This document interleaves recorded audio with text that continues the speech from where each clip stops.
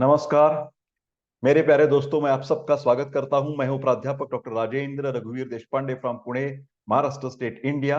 I would like to welcome you all in my Ayurveda Academy channel. Please see the cursor also. Okay, so for paid online consultation and paid online BAMS classes, also MDMS classes, AIPGET, I have the team of the professors, I have the team of the doctors, I have the collaborations with the different institutions. Okay, so not personally I am only available at all the time, but my team is also available, which are expert trained doctors, and also they are guided by me.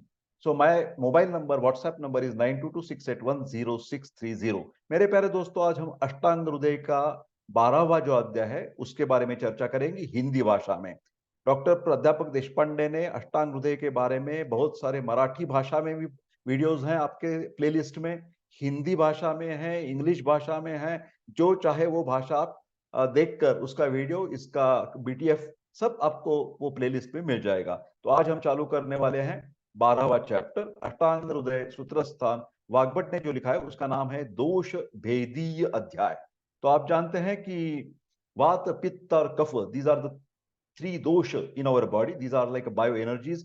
वात जो है वो पूरे शरीर की हलचल होती है, जैसे मैं हाथ पैर हिला रहा हूँ, मुंह से बोल रहा हूँ, मेरे हार्ट साउंड चल रहे हैं, मेरे रेस्पिरेटरी साउंड, रेस्पिरेटरी मूवमेंट्स हो रही है, पेरिस्टाल्टिक मूवमेंट्स हो रही है, अभी अभी मैंने खाना खाया है। तो ये सब जो भी हलचल मूवमेंट है वो वात दोष के कारण, वात बायो एनर्जी के कारण होती है। पित्त दोष जो है वो किसके लिए जिम्मेदार है? वो पचन व्यापार के लिए जिम्मेदार है, मेटाबॉलिक प्रोसेस के लिए जिम्मेदार है, डाइजेशन के लिए जिम्मेदार है। और कफ की कार्य क्या है? कफक दोष क्या करता है? कफ बायो एनर्जी क्या करती है? तो वो ज्यादातर हमें न्यूट्रिशन देने का काम करती है, पोषण करने का काम करती है पूरे शरीर का। उसके साथ साथ स्टेबिलिटी और ग्रोथ कफ के ऊपर निर्भर होती है। तो ये तीन दोष जो है उसके हरेक के पांच पांच सब टाइप्स हैं, उप प्रकार हैं। तो उसके बारे में ज्यादातर आज बात करेंगे, क्योंकि दोष भेदीय, क्लासिफिकेशन ऑफ थ्री दोष।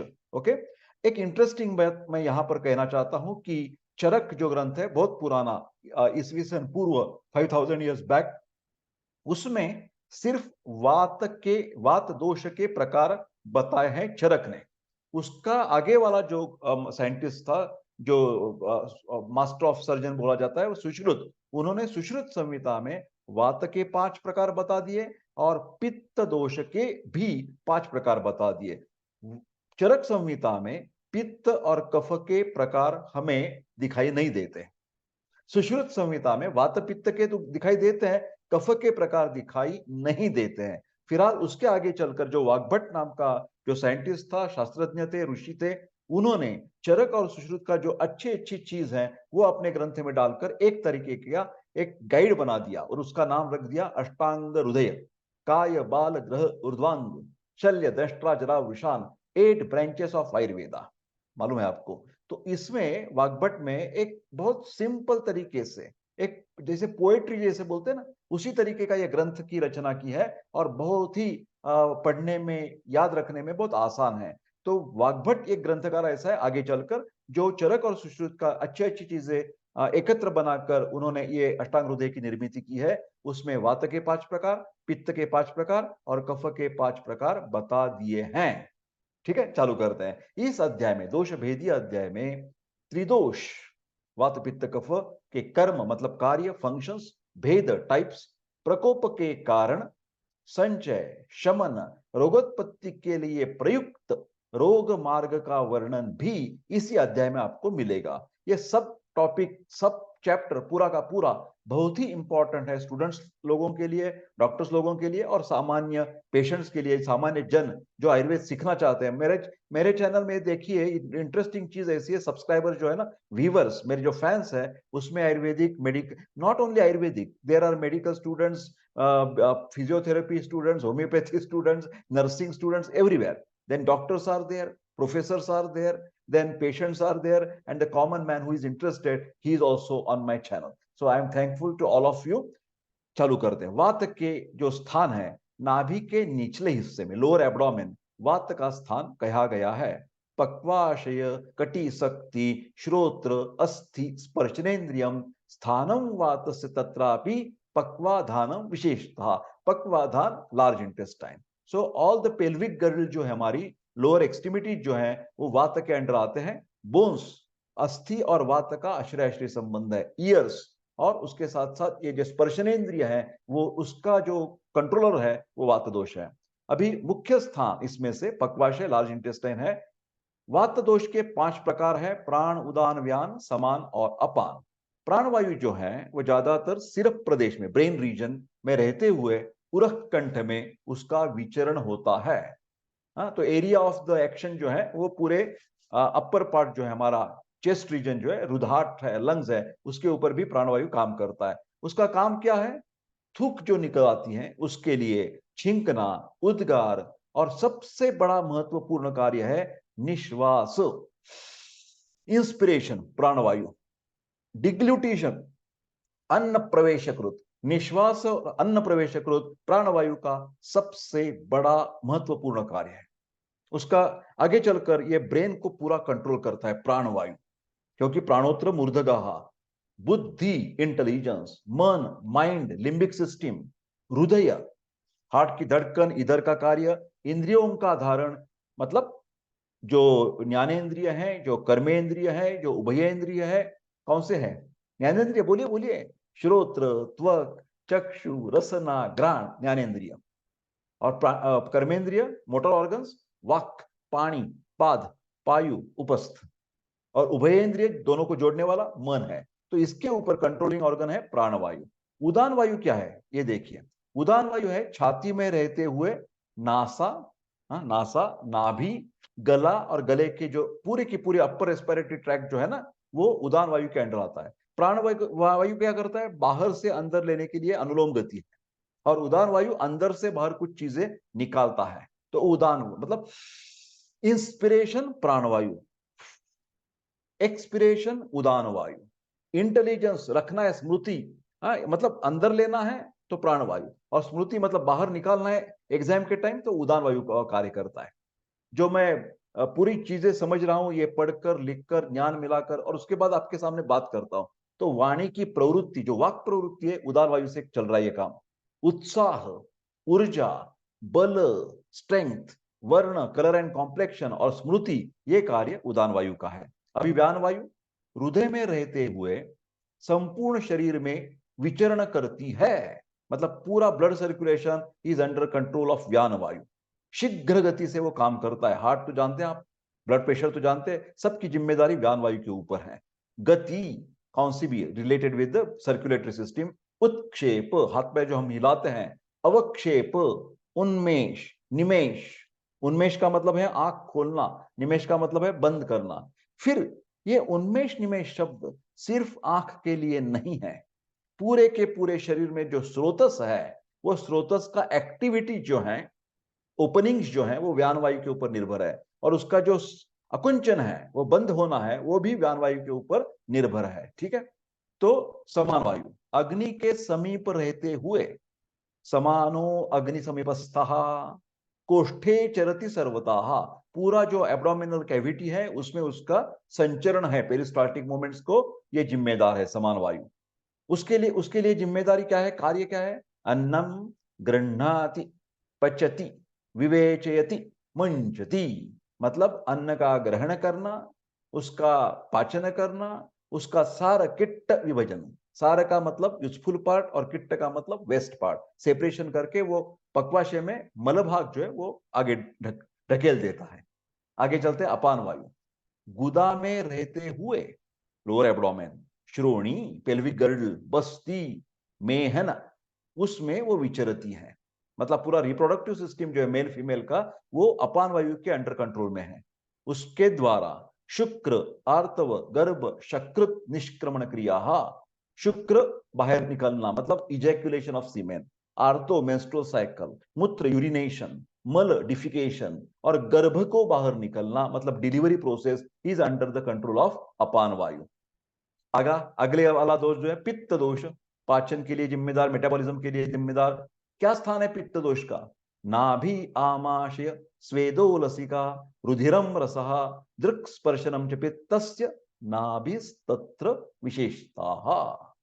नाभि, अम्बिलिकल रीजन, सिर्फ अम्बिलिकस नहीं मेरे प्यारे दोस्तों, रादर अम्बिलिकल तो बाहर दिखलती है हमें, फिलहाल अंदर जो अवयव है उसका नाम है ग्रहणी, small intestine, duodenum, jejunum, ileum, उधर ही पैनक्रियाटिक जूस आता है, इंटेस्टिनल जूस है, उसके द्वारा जो पचन होता है एंजाइम्स के द्वारा, वो पित्त दोष के तरफ जाता है। उसके साथ साथ स्वेद, स्वेटिंग, रस, लसिका, जो सीरस फ्लूइड निकलता है ना, रुधिर, ब्लड, पित्त दोष और रक्त धातु, इनका आश्रयाश्रयी संबंध है। हमारे जो नेत्र है वो पित्त डोमिनेंट है। त्वचा, भ्राजक पित्त, मतलब जो भी हमारा कलर रहता है, कॉम्प्लेक्स मिलेनिन का स्टिमुलेशन होता है, वो सब पाचक पित्त। जो हम ऑइंटमेंट्स वगैरह लगाते हैं, क्रीम्स यहां पर लगाते हैं, वो अंदर जाकर हमारी उनकी एक्शन होती है। वो एक्शन क्यों होती है? वो परिवर्तन है, पचन है, वो पित्त के द्वारा होता है। ठीक है। हृदय और नाभि के बीच, मतलब ग्रहणी जो अवयव है, ग्रहणी जो पार्ट है, वो पित्त दोष का प्रमुख स्थान है। आगे चलते हैं। पित्त दोष के 5 भेद: पाचक, रंजक, पाचक, रंजक, साधक, आलोचक और भ्राजक। ये नाम तो आपको याद करना पड़ेगा मेरे प्यारे दोस्तों।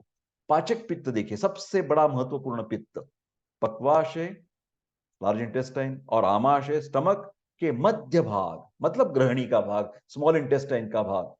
ये पाचक पित्त जो है ना, पंचभूतात्मक, पार्थिव, जलीय, तेजस, वायवीय, ऑल 5 एलिमेंट्स आर देयर। फिलहाल फिलहाल उसमें तेजस गुण प्रधान है, वेरी हिट एंड हॉट, द्रवता का त्याग कर अग्नि के समान ये कार्य करता है। पाचक पित्त अग्निरेव शरीरे पित्तांतर्गत, कुपिता कुपिता शुभाशुभानि करोति। आप तो श्लोक थोड़ा थोड़ा याद करना पड़ेगा आपको। अभी पाचक पित्त का कार्य क्या है? सबसे महत्वपूर्ण कार्य है पाचन, digestion, central digestion, primary digestion, अन्न का पाचन करना, सार किट्ट विभजन करना। और जो उर्वरित जो पित्त के प्रकार हैं, जैसे कि रंजक है, साधक है, यहां पर देखिए आलोचक, भाजक, उन सब की ताकत पाचक पित्त के ऊपर निर्भर होती है। आगे चलते हैं। रंजक पित्त कहां है? आमाशय में। रस का रंजन, मतलब रक्त बनाना। रस धातु श्वेत वर्ण का है, रक्त धातु लाल रंग का है। तो यह प्रक्रिया कौन सी आती है? Erythropoiesis, haemoglobin formation, red blood cell का निर्माण, ये रंजक पित्त के द्वारा होता है। वहां बोन मैरो में जो भी एंजाइमेटिक एक्टिविटी है, वो रंजक पित्त की है। हमारे स्टमक में एक प्रोटीन होता है, उसका नाम है इंट्रिंसिक फैक्टर, रंजक पित्त। इंट्रिंसिक फैक्टर का कार्य क्या है? B12 जो है ना, वो एब्सॉर्ब करना। और B12 किसके लिए लगता है? B12 आरबीसी बनाने के लिए लगता है। तो ये रंजक पित्त बोन मैरो में भी काम करेगा, आमाशय में भी इंट्रिंसिक फैक्टर के माफिक काम करेगा। ठीक है। साधक पित्त हृदय में होता है। अभी ये देखिए, यहां पर थोड़ा सा बेटर अंडरस्टैंडिंग होना चाहिए। हृदय के आयुर्वेद के रेफरेंस के द्वारा थोड़ा अलग अलग मीनिंग हम ले सकते हैं। हृदय के, मैं पर्सनली मानता हूं कि आप जो नॉर्मल हार्ट बोलते हैं, जो हमारी 5th लेफ्ट इंटरकॉस्टल स्पेस में होता है, और जो एनाटॉमिकल हार्ट है वो यहां पर है। फिर आयुर्वेद ने कई रेफरेंस में ऐसा भी माना है कि जो ये मस्तिष्क है, ब्रेन है, उसको भी एज पर द रेफरेंस उसको भी कई कबार हृदय कहा जा सकता है। देखिए इंटरेस्टिंग बात है, यहां का तो हृदय सबको मालूम है, इसको भी हृदय कहा जा सकता है। ऐसा मैं कहता हूं संदर्भ के द्वारा, हमेशा नहीं, हमेशा नहीं। यह देखिए साधक पित्त कैसा लिखा है? मेधा, मेधा मतलब ग्रंथ अवधारण शक्ति, अंडरस्टैंडिंग कैपेसिटी, बुद्धि द्वारा वांछित अर्थों का साधन बनाना। शब्द, स्पर्श, रूप, रसगंध, इसका पूरा अंडरस्टैंडिंग हमें होने के लिए साधक पित्त जिम्मेदार है। वो जो कार्य यहां पर वेर्निक्स एरिया में हो जाता है, ब्रेन में। ठीक है। दूसरी बात ऐसी है कि ब्रेन का और हमारा जो एनाटॉमिकल हार्ट है, ये चेस्ट में 5th लेफ्ट इंटरकॉस्टल, उसका भी बहुत घनिष्ठ संबंध है। जब ब्रेन में कुछ स्ट्रेस बढ़ जाता है तो हार्ट अटैक आने की संभावना बढ़ती है। तो ये साधक पित्त हम दोनों तरीके से कंपेयर कर सकते हैं। उसका इफेक्ट हमारी एनाटॉमिकल हार्ट में भी पड़ सकता है, और उसका ताल्लुक ये मस्तिष्क में जो ब्रेन है, मस्तिष्क मतलब ब्रेन, उसमें भी उसका संबंध हम लगा सकते हैं। आलोचक पित्त यहां पर है, नेत्र। उसका कार्य विजन, रूपों को देखना। रूप, ये जो अर्थ है, ये जो क्या बोलते हैं ना, सेंसरी ऑर्गन्स का जो फंक्शन है, जो सब्जेक्ट है, वो है विजन। तो विजन के लिए आलोचक पित्त जिम्मेदार है। जैसे आप जानते हैं कि रोडोप्सिन नाम की एक एंजाइम हमारी रॉड्स एंड कोन्स को एक्टिवेट करती है। हाइपर पोलराइजेशन के द्वारा यह कार्य होता है। जब आप ऑप्टिक पाथवे फिजियोलॉजी में पढ़ेंगे तो यह आलोचक पित्त पूरी तरह से समझ में आ जाएगा। भ्राजक पित्त जो है वो स्किन में है, त्वचा, और त्वचा का पोषण करना, उसका कलर, उसका कॉम्प्लेक्शन मेंटेन करना, और बाहर ऊपरी तरीके से जो एक्सटर्नल हम ट्रीटमेंट देते हैं, जैसे कि परिषेक नाम की ट्रीटमेंट है, धारा है, कायसेक है, हाँ, सिरोधारा यहाँ पर होती है, चंदन का लेप लगाते हैं, तो उसका जो एब्सॉर्प्शन, वोलिनी ऑइंटमेंट लगाते हैं, जो भी है, मॉडर्न है, आयुर्वेदिक है, जो भी आप बाहर से प्रदेह, प्रलेप, लेप लगाएंगे तो उसका एब्सॉर्प्शन भ्राजक पित्त के द्वारा ही हो सकता है। आगे चलते हैं। तीसरा दोष, कफ दोष। हृदय के ऊपर, मतलब ये अपर पार्ट है हमारा बॉडी का, निचले वाला हिस्से में वात है, मिडिल वाला पार्ट में पित्त है, और ऊपरी पार्ट में कफ दोष है। हृदय के ऊपर कफ का स्थान बताया गया है, मतलब लंग्स, उरह, चेस्ट रीजन, कंठ, शिर, क्लोम, पर्व, पर्व मतलब बोनी जॉइंट्स, आमाशय, रस, मेद, नासा और जिह्वा, ये देखिए इंद्रिय, ये कफ के अंडर आता है। ज्यादातर मेद धातु, रस धातु, इनका कफ के साथ बहुत घनिष्ठ संबंध है, आश्रयाश्रय संबंध। उसका मुख्य स्थान ये चेस्ट रीजन बताया गया है, जहां पर हमारा श्वास मार्ग मौजूद है। ठीक है, ये 5 प्रकार का कफ है: अवलंबक, क्लेदक, बोधक, तर्पक और श्लेषक। ठीक है, अवलंबक कफ यहां छाती में है। उसमें त्रिक, त्रिकम मतलब होता है हार्ट, लंग्स और उसके बीच वाली जो अंतराल है, मेडियास्टाइनम जो है, वो तीनों मिलाकर ये त्रिक बन जाता है। तो उस प्रदेश में प्लूरल फ्लूइड हो सकता है, पेरिकार्डियल फ्लूइड हो सकता है, जो भी सिक्रीशंस है वो कफ के द्वारा बनाए रहते हैं, अवलंबक कफ। उसके द्वारा हृदय और फेफड़े जो हैं, उसका अवलंबन, उसका कार्य का मेंटेनेंस करना, यह अवलंबक कफ का काम है। साथ ही साथ यह अवलंबक कफ इतना महत्वपूर्ण है कि उर्वरित जो 4 कफ के प्रकार है, श्लेषक, तर्पक, क्लेदक, बोधक, उसका भी अवलंबन मतलब सपोर्ट करने का काम यह अवलंबक कफ करता है। ठीक है, क्लेदक कफ आमाशय में है, तो इसका अन्न संघात और क्लेदन करना, अन्न में जो फ्लूइड लगता है हमें, कभी भी आप जानते हैं कि हम डो लेते हैं ना, व्हीट का, गेहूं जब चपाती बनाने के लिए वो जो पीठ है, वो पानी डालकर ही उसका डो बनाया जाता है। तो पानी के, आप अलग तरीके से सोचिए, कौन सा भी पचन हो, मतलब कौन सी भी कुकिंग प्रोसेस हो, आप चाहे सब्जी बना रहे हो, आप चाहे करी बना रहे हो, जो भी बनाते हैं उसमें थोड़ा बहुत तेल डालते हैं, घी डालते हैं, पानी डालते हैं। क्यों डालते हैं? ये क्लेदक कफ जैसा काम करता है। जब भी डाइजेशन की प्रोसेस होती है तो पूरा एक मेलजूल होना पड़ता है, क्लेदन का काम होना पड़ता है, मॉइस्चराइजिंग करना पड़ता है, लुब्रिकेशन होना पड़ता है। ये क्लेदक कफ का काम है। बोधक कफ यहाँ पर है, यहाँ टंग, जिह्वा पर है, और रसद ज्ञान का काम करता है। आप तो जानते हैं कि टेस्ट बड्स हमारे जो टंग के ऊपर होते हैं, they are working well when the substance is having little bit moisture. जब भी कुछ उसमें द्रवता है तो ही रसद ज्ञान अच्छा होता है। जब पदार्थ ज्यादातर ड्राइज होते हैं, रुक्ष होते हैं, तो उसका रस, उसका टेस्ट हमें अच्छा महसूस नहीं कर पाते। ठीक है, तो इसीलिए खाना खाने के वक्त थोड़ा थोड़ा पानी पीने की जरूरत है। तर्पक कफ, ये देखिए, ये शिरक प्रदेश में है, सेरेब्रोस्पाइनल फ्लूइड, सीएसएफ। ये क्या करता है? पूरे मस्तिष्क के ब्रेन को संरक्षण करता है, शॉक एब्सॉर्बर है। और उसके साथ साथ अंदर वाले जो ज्ञानेंद्रिय हैं, कर्मेंद्रिय हैं, उसका पोषण करता है, उसका संरक्षण करता है, और इंद्रियों का तर्पण करने का काम, एनर्जी प्रोवाइड करने का काम ये तर्पक कफ करता है। श्लेषक कफ जॉइंट्स में होता है, बोनी जॉइंट्स, जैसे कि elbow joint, knee joint, synovial fluid आप जिसको कहते हैं, वो श्लेषक कफ के सरीके काम करता है। ये संधियों का स्नेहन, लुब्रिकेशन और बंधन बनाए रखने का काम करता है। ओल्ड एज में क्या हो जाता है? श्लेषक कफ कम हो जाता है, साइनोवियल फ्लूइड कम हो जाता है, और वो हड्डियां जो है ना, एक के ऊपर घिस जाती हैं, और घर्षण होने के कारण वहां पर दर्द होता है, इन्फ्लेमेशन होता है, और ऑस्टियोआर्थराइटिस, संधिगत वात की बीमारी हो जाती है। आगे चलते हैं, अगला वाला टॉपिक, दोष का संचय, प्रकोप और शमन। संचय का मतलब है आहार विहार से दोष की वृद्धि हो जाती है, अनवांटेड इंक्रीज क्वांटिटी और क्वालिटी। गुण का अधिक्य हो जाता है या प्रमाण का अधिक्य हो जाता है, which is not physiological. Hyper activity, hyper ज्यादा हो जाता है, तो उसको संचय। फिलहाल जो ये वृद्धि होती है दोषों की, जो पदार्थ है पित्त कफ जैसे, वो अपने अपने स्थानों में ही बढ़कर वो फुल लिमिट में आ जाता है तो उसको बोलते हैं संचय। जब आहार विहार अभी भी गलत तरीके से आप कर रहे हैं, प्रकुपित करने वाला कर रहे हैं, तो उसके द्वारा ये जो दोष ज्यादा संचित हुए अपने अपने स्थान पर, वो उस स्थान से भी बाहर उबड़ आते हैं और पूरे शरीर को अपने स्थान छोड़कर शरीर के अन्य स्थानों में चले जाते हैं। ये तो हो गई। और उधर कुछ वीक आपको बॉडी टिश्यू मिल गया, असार धातु मिल गया, हीन सार धातु मिल गया, मध्यम सार धातु मिल गया, तो उसके ऊपर हमला बोल देते हैं। और क्या होता है? दोष दुष्ट सम्मूर्छना जनितो व्याधि। दोष दुष्ट कौन से हैं? धातु और मल को दुष्ट कहा है, जिसके ऊपर वो दोष हमला बोल देते हैं। हिंदी समझ में आ रही है थोड़ी थोड़ी? ठीक है, आगे चलते हैं। शमन, इसके बाद अपने आप आइदर नेचुरली और बाय मेडिसिन और बाय आहार विहार के परहेज रखने से ये इसका शमन हो जाता है। दोषों का स्वतः स्वस्थान लौटकर अपने प्रमाण में वो स्थापित हो जाते हैं, जिसको बोलते हैं बैक टू होम्योस्टेसिस।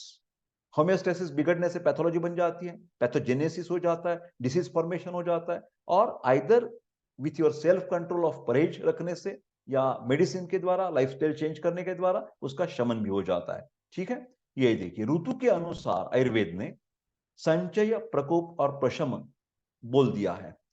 वात दोष का संचय ग्रीष्म ऋतु में होता है, हॉट सीजन में संचित हो जाते हैं। उसका प्रकोप जो है वो वर्षा ऋतु में हो जाता है, अगले वाला ऋतु में।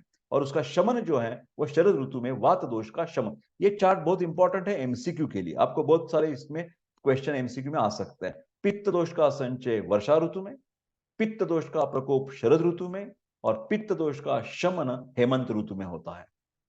कफ दोष जो है उसका संचय शिशिर ऋतु में, लेट विंटर, प्रकोप वसंत ऋतु। इसीलिए वासंतिक वमन, वमन विरेचन बस्ती रक्तमोक्षण नस्य पंचकर्म, डिटॉक्स, शोधन प्रक्रिया। तो जब भी प्रकोप अवस्था है उस काल में उस दोष का पंचकर्म करना चाहिए। वात दोष का प्रकोप वर्षा ऋतु में है तो वर्षा ऋतु में बस्ती इज द बेस्ट ट्रीटमेंट। पित्त दोष का प्रकोप शरद ऋतु में है, अक्टूबर हीट, तो उसमें रक्तमोक्षण कर सकते हैं, उसमें विरेचन दे सकते हैं। उसी तरह कफ दोष का प्रकोप वसंत ऋतु में, मार्च महीने में होने के कारण उसमें वासंतिक वमन के कैंप्स, शिविर बनाए दिए जाते हैं आयुर्वेद के वैद्य के द्वारा। और कफ का शमन ग्रीष्म ऋतु में हो जाता है। संचय अवस्था में क्या हो जाता है? एक टिपिकल फीचर है, विपरीत गुण की इच्छा होती है। जब हम ज्यादा खाते हैं, कहीं शादी में गए, कोई फंक्शन में गए और लंच बहुत हेवी हो गया, तो क्या हो जाता है? वो अपने आप संचय हो जाता है, कफ संचित हो जाता है हमारे आमाशय में। और हम रात को कहते हैं कि नहीं भैया आज मैं रात को नहीं खाने वाला, आज मैं रात को नहीं खाने वाला। क्यों नहीं खाने वाले? क्योंकि दोपहर को मेरा इतना बड़ा पेट फूल गया है, संचय हो गया है, तो मैं विपरीत इच्छा, विपरीत मतलब खाने की इच्छा अभी मेरे को नहीं है, तो उसको बोलते हैं विपरीत इच्छा। रोग उत्पत्ति या अवस्थितता प्रकट नहीं होती संचय में, जबकि प्रकोप अवस्था में रोगोत्पत्ति के लक्षण दिखाई देते हैं। देखिए अभी संचय प्रकोप के कारण आपको बता दिए गए हैं और शमन के कारण भी बता दिए हैं। वात दोष जो है ना, वात दोष वो उष्ण युक्त रुक्षाहार लेने से संचित होता है। फिर जब रुक्षता और शीतता दोनों मिल जाते हैं तो प्रकोप हो जाएगा। फिलहाल उसकी अपोजिट जो प्रॉपर्टीज हैं, मतलब शीत के अपोजिट उष्ण, रुक्ष के अपोजिट स्निग्ध, ऐसा आप आहार विहार करेंगे तो उसका शमन हो सकता है। मतलब एक सामान्य विशेष सिद्धांत की यह बात है भैया। सामान्य विशेष सिद्धांत क्या है? वो जब दोष के, हर एक दोष के गुण है। वात दोष के गुण क्या है? तत्र रुक्षो लघुशीता खर सूक्ष्मश्च निर्लोहा। तो इन गुणों के समान आहार विहार करने से दोष प्रकुपित होते हैं और इन गुणों के विरुद्ध आहार विहार करने से उस दोष का शमन हो जाता है। सिंपल सा प्रिंसिपल है, सिद्धांत है, लॉजिक है। तो देखिए पित्त दोष क्या है? संचय के कारण शीत युक्त तीक्ष्ण आहार। यहां शीत गुण विरोधी है, तीक्ष्ण गुण पित्त के समान है। शीत गुण होने के कारण सिर्फ संचय हुआ भैया, उसका प्रकोप नहीं हुआ। फिलहाल जब उष्ण और तीक्ष्ण गुण एकत्रित मिल जाएंगे तो बिल्कुल प्रकोप हो जाएगा, एसिडिटी बढ़ जाएगी, अल्सर बन जाएगा पेट में, है ना। रक्त पित्त की शिकायत हो सकती है। तो शमन का कारण, उसका शमन करना है, पित्त को शांत करना है, तो ठंडा ठंडा दूध पीना चाहिए, शीत गुण युक्त और मंद गुण युक्त दुग्ध। Best treatment for hyper acidity, है ना। सामान्य विशेष सिद्धांत। कफ दोष देखिए, शीतयुक्त स्निग्ध गुण, इससे संचय हो जाएगा। ठीक है, यहां पर थोड़ी सी गड़बड़ी हो गई है मेरे प्यारे दोस्तों, आई एम सॉरी, यहां पर प्रिंटिंग मिस्टेक है, यहां पर उष्ण युक्त स्निग्ध, प्लीज मेरे को माफ कर दिए, उष्ण युक्त स्निग्ध ऐसा उधर करेक्ट कर दीजिए अपने अपनी नोटबुक में, नोटबुक्स लेकर बैठिए, डॉक्टर देशपांडे के लेक्चर्स को नोटबुक चाहिए, हमें नोट्स बनानी है, फायदेशीर होता है। ठीक है, प्रकोप के कारण ये देखिए शीत और स्निग्ध दोनों गुण जब मिल जाएंगे तो प्रकोप हो जाएगा, और उसको शमन करना है कफ को, तो गरम गरम चाय पीनी चाहिए, मेडिकेटेड चाय बोलते हैं, है ना, शुंठ वाली चाय लेनी चाहिए आपको, उसके साथ साथ रुक्षादि उद्वर्तन करना चाहिए, हाँ, ड्राई सब्सटेंसेस लेनी चाहिए। आगे चलते हैं, दोष प्रकोप के कारण, त्रिदोष प्रकोपित होना यह रोगोत्पत्ति का कारण है, और आयुर्वेद कहता है कि रोग प्रकोप मतलब ये प्रकोपित होने का 3 महत्वपूर्ण कारण कौन सी भी डिसीजेस में, कोल्ड से लेकर खांसी सर्दी जुकाम से लेकर कैंसर तक, ये इनमें से एक कारण बिल्कुल आपको मिलेगा। क्या कारण? देखिए देखिए, असात्म्य इंद्रियार्थ संयोग, काल और कर्म, हाँ, इन तीनों का मतलब असात्म्य इंद्रियार्थ संयोग, ये काल और कर्म, इनका हीन योग, अति और मिथ्या योग होने के कारण दोषों को कुपित होने का कारण ये बन जाते हैं। अभी एक एक करके देखेंगे कि असात्म्य इंद्रियार्थ संयोग का मतलब क्या है। मैंने पहले ही कह चुका हूं कि जैसे श्रोत्र, त्वक, चक्षु, रसना, घ्राण, ये इंद्रिय है। ठीक है, तो इनका अपनी अपनी अर्थ के साथ जो संयोग होता है, जैसे देखिए हीन योग अल्प संयोग का एक उदाहरण है, ज्यादा दूर की चीज को देखने या सुनने की कोशिश करना, कोई जरूरत नहीं है, ये हीन योग है। अतियोग अतिशय संयोग, उदाहरणार्थ ज्यादा नजदीक की चीज को देखना, और I am sorry there is something, ये ऊपर वाला जो उदाहरण है वो भी मेरे को माफ कर दीजिए भैया, आप बोलेंगे सर इतनी मिस्टेक से आप क्यों पढ़ा रहे हैं, वो करेक्ट कर दीजिए ना। बिल्कुल बिल्कुल करेक्ट कर दूंगा, अगले वीडियो में मैं बिल्कुल जिम्मेदारी बताऊंगा। फिलहाल अभी आप क्लियर कर दीजिए, हीन योग का मतलब है बिल्कुल कॉन्टेक्ट्स नहीं रखना, मतलब नहीं देखना, नहीं पढ़ना, आंखें बंद कर दिन भर में ये करते रहना, ये हीन योग है। अतियोग का मतलब ज्यादा स्क्रीन टाइम जब हो जाता है, हाँ, ज्यादा हम कंप्यूटर यूज करते हैं, मोबाइल यूज करते हैं, तो अतियोग हो गया। और मिथ्यायोग का मतलब जो भी वायलेंस वाली फिल्म हम देखते हैं, जो भी कुछ ज्यादा सेंसुअल चीजें हम पॉर्न देखते हैं, तो ये मिथ्या योग हो सकता है। ठीक है, आगे चलते हैं। काल का मतलब, काल का इफेक्ट कैसा होता है, काल हीन योग का मतलब क्या है? ग्रीष्म ऋतु में, हाँ, कम गर्मी पड़ना, जितनी चाहिए वो गर्मी नहीं, ये ज्यादातर बारिश के दिनों में आपको दिखाई देगा, हाँ, जिसको बोलते हैं ना दुष्काल हो गया, मतलब बारिश जब कम हो जाती है तो भी प्रॉब्लम होता है हीन योग, और ज्यादा होती है तो भी फ्लड आ जाते हैं, हाँ, पूर आ जाता है। तो ये दोनों चीजें ज्यादातर मेरे ख्याल से ग्रीष्म के बजाय आप वर्षा ऋतु का उदाहरण एग्जामिनेशन में लिखेंगे। और मिथ्या योग का मतलब सही है, मतलब ठंड के होने दिसंबर महीना में ज्यादा धूप चल रही है, 40 डिग्री सेंटीग्रेड चल रहा है, तो ये बहुत गलत चीज है। और ग्रीष्म ऋतु है, इतना हीट ही नहीं है, बिल्कुल ठंडा ठंडा हो रहा है, तो ये भी गलत है। जो अगला मतलब अपोजिट टाइप का उधर कुछ संयोग हो गया तो मिथ्या योग बोलते हैं। अभी देखिए कर्म, बुद्धि द्वारा किए गए कर्म, कर्म में 3 प्रकार होते हैं, कायिक, प्रिंटिंग मिस्टेक बहुत सारे भैया, कायिक, वाचिक और मानसिक। कायिक, ये शब्द काभिक नहीं है, कायिक, कायिक का मतलब होता है फिजिकल, वाचिक का मतलब वर्बल, और मानसिक का मतलब होता है मेंटल। हीन योग का मतलब कम मात्रा में कुछ चीजें इस्तेमाल करना। ठीक है, ग्रीष्म ऋतु से गर्मी के बचने के लिए उपयोग कम करना, जिससे रोगोत्पत्ति हो सकती है, मतलब प्रोटेक्शन आप नहीं ले रहे, कैप नहीं पहन रहे, व्हाइट क्लोथ नहीं पहन रहे, तो उसके द्वारा ज्यादा प्रोटेक्शन नहीं लेना, ये हीन योग है। अतियोग क्या हो जाता है? ज्यादा प्रयुक्त करना, मतलब गर्मी के बचने के लिए ज्यादा शीतल उपचार, कोल्ड ड्रिंक ज्यादा पीना, यह रोगोत्पत्ति का कारण है। और मिथ्या योग का मतलब विकृत कर्म करना, विकृत मतलब विधारण, हमारे जो नेचुरल अर्जेस हैं, जो यूरिनेशन है, डिफिकेशन है, हंगर है, थर्स्ट है, उसको रिस्पेक्ट करना चाहिए। ये नेचुरल अर्जेस हमने रोकने की कोशिश की तो उससे प्रॉब्लम आ सकती है, आप बीमार पड़ सकते हैं।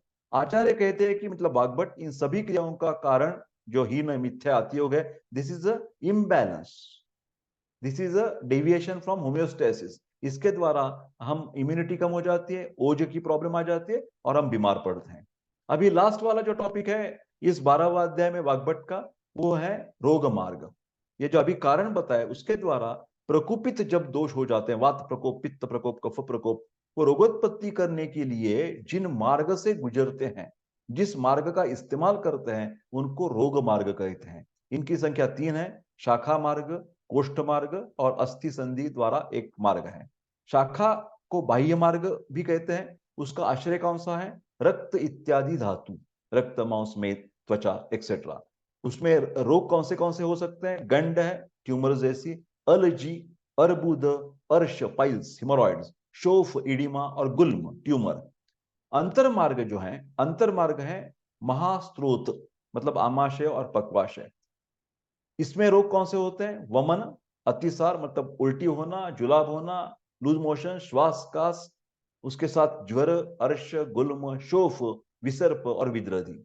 अब ये आखिरी वाला जो है अस्थि संधि और मध्यम रोग मार्ग, वो कहां पर होते हैं? ज्यादातर मर्म स्थान, मतलब हृदय है, किडनी है, लीवर है, ये मर्म स्थान है, वाइटल पॉइंट्स। संधि, अस्थि, सीरा, स्नायु, न्यूरोलॉजिकल प्रॉब्लम जो है वो ज्यादातर मध्यम रोग, पक्षाघात जो होता है ना, वो मध्यम मार्ग वाला व्याधि है। आगे चलते हैं, ये देखिए रोग का यक्ष्मा, उसमें मध्यम मार्ग के रोग, राज्यक्ष्मा, पक्षवद पैरालिसिस, शिरो रोग, ब्रेन की प्रॉब्लम्स, हृदय रोग, हार्ट प्रॉब्लम्स, संधि और अस्थियों के रोग।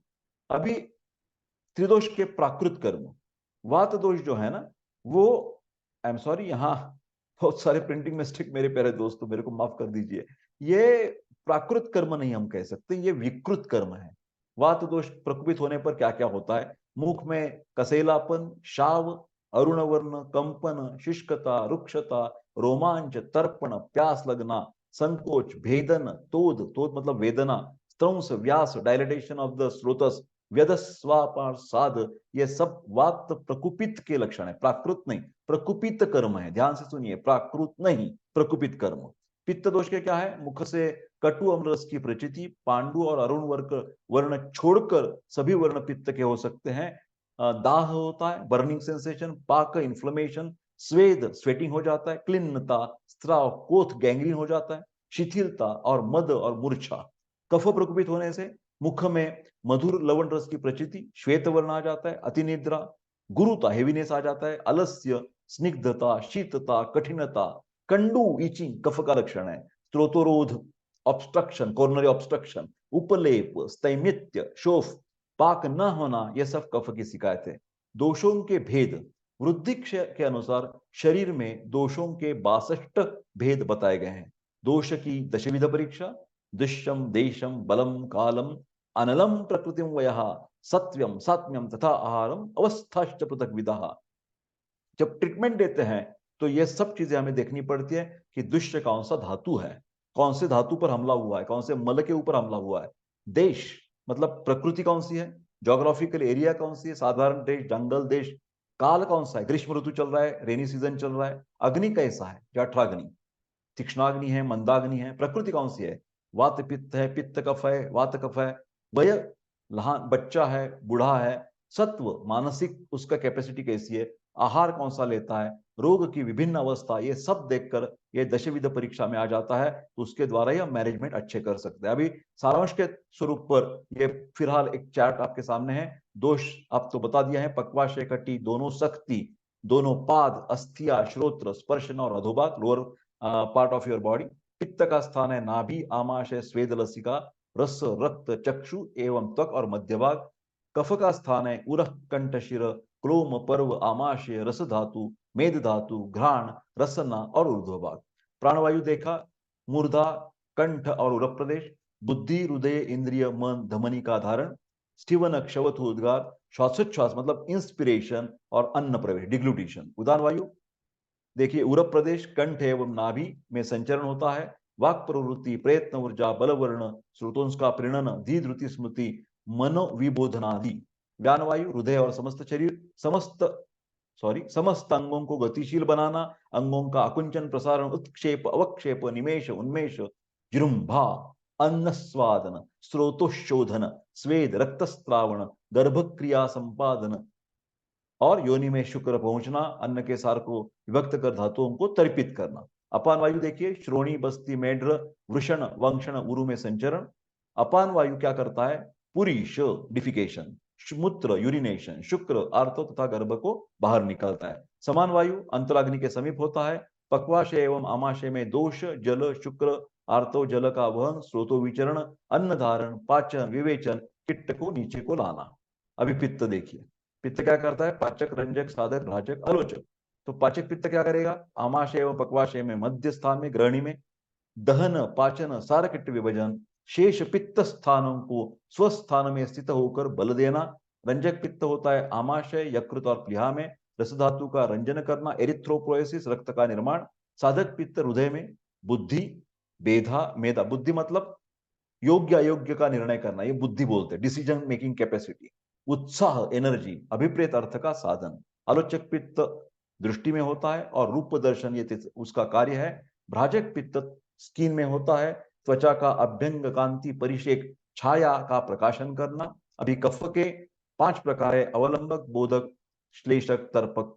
तो अवलंबक उरस्थान में है, त्रिकास्थिका अवलंबन, हार्ट, लंग, मेडियास्टाइनम, हृदय अवलंबनम और शेष कफ दोष का सपोर्ट करना। क्लेदक कफ आमाशय में है, अन्न समूहों का क्लेदन करता है। बोधक कफ जिह्वा में है और वो मधुर इत्यादि रस का बोधन करता है। तर्पक कफ शिर प्रदेश में होता है, चक्षु आदि इंद्रियों का तर्पण करता है। और श्लेषक कफ सैनोवियल फ्लूइड जॉइंट्स में अस्थि तथा संधियों का संश्लेषण करता है। मेरे प्यारे दोस्तों, ये था अष्टांग हृदय सूत्र स्थान चैप्टर नंबर 12। तो आप तो जानते हैं कि आपको किसी को भी किसी तरह की मदद चाहिए तो मेरे को व्हाट्सएप कर दीजिए 9226810630 फॉर पेड ऑनलाइन कंसल्टेशन। उसके बाद मैं हमेशा की तरह आपको बोल देता हूं कि ये मेरा जो चैनल है उसके द्वारा कई भी औषधियां बताई गई तो self medication is not expected, but yes you can please like this video, comment it. Sir मेरे को मराठी वाला अच्छा लगा, सर मेरे को हिंदी वाला अच्छा लगता है, सर मेरे को इंग्लिश वाला अच्छा लगता है, और share with all your friends, all your WhatsApp group, and don't forget to subscribe my YouTube channel and press the bell button icon to get the intimation of newly uploaded what you can say the videos. Okay, मिलते हैं अगले video में, तब तक स्वस्थ रहे, खुश रहे और शांत रहे। तो मैं आपको विनती करता हूं कि ऐसा ही आपका प्रेम जताए रखना। आई